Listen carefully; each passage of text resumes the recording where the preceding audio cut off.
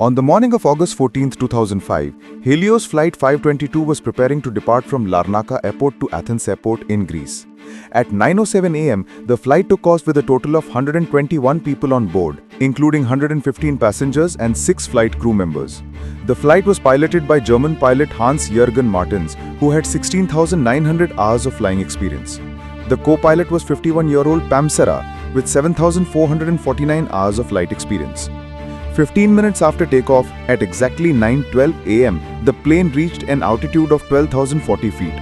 Upon reaching this altitude, suddenly an alarm went off. The pilots realized it was a takeoff configuration alarm. They were confused because this alarm typically sounds just before takeoff, not at cruising altitude. Yet, suddenly, at 12,000 meters, the alarm went off again.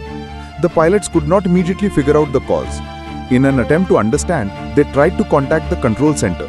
But at that moment, several alarms went off simultaneously in the cockpit, making it impossible to communicate. The master caution alarm also sounded, indicating that multiple systems on the plane had malfunctioned. The pilots were bewildered. What was happening? Hearing the alarms, passengers became anxious. Crew members tried to calm them, but passengers could feel the lack of oxygen while breathing. Oxygen masks deployed automatically, and at this time, the plane was at 18,000 feet. Repeated attempts were made to contact the control room, but the pilots' voices could not reach them. Soon, contact with the plane was completely lost. The plane continued climbing higher. It was scheduled to reach Athens at 10:45 a.m., but by 9:30 a.m., it had already climbed to 34,000 feet. At 9:37 a.m., the plane entered the Athens Flight Information Region. From 10:12 to 10:50 a.m., Athens Air Control repeatedly tried to communicate with the aircraft, but there was no response.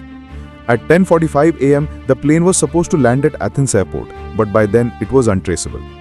Fearing something catastrophic had occurred, Athens scrambled 2 F-16 fighter jets to locate the plane.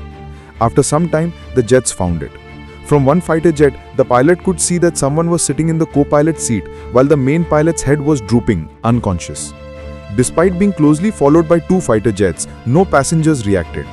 At 11:49 a.m., the fighter pilot saw an unknown person move from the cabin towards the cockpit.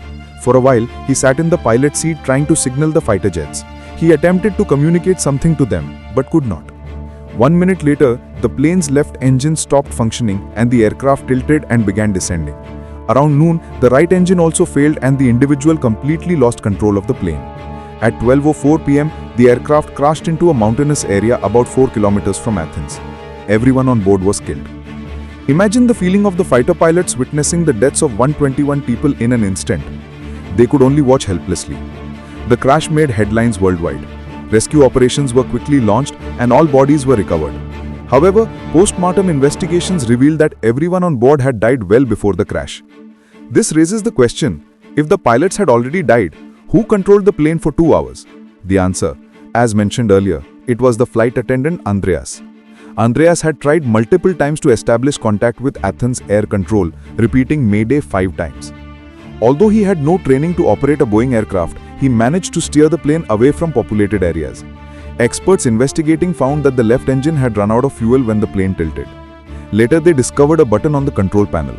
This was the pressurization button, which regulates airflow and oxygen supply in the cabin. It is normally set to automatic mode. If set to manual, pilots must monitor it closely. The reason this happened goes back to routine maintenance conducted the day before the flight. During the service check, technicians had left the pressurization button in manual mode and handed the plane back to the pilots, who did not notice it. As a result, oxygen levels slowly dropped in the cabin. Passengers first experienced headaches and the pilots eventually lost consciousness. Oxygen masks deployed automatically for passengers for only 12 minutes, whereafter everyone lost consciousness except Andreas, who survived due to his experience as a scuba diver, which allowed him to hold his breath longer. Despite his efforts, Andreas was unable to land the plane and it crashed, killing everyone. 15 months later, Athens airport authorities released a report stating that the button should have been in automatic mode. Had the technicians set it correctly, this tragic accident might have been prevented. If you found this video intriguing, feel free to share it. For more mysterious, thrilling and uncommon stories, subscribe to the Mayajal channel and press the bell icon. See you in the next episode. Take care. Thank you.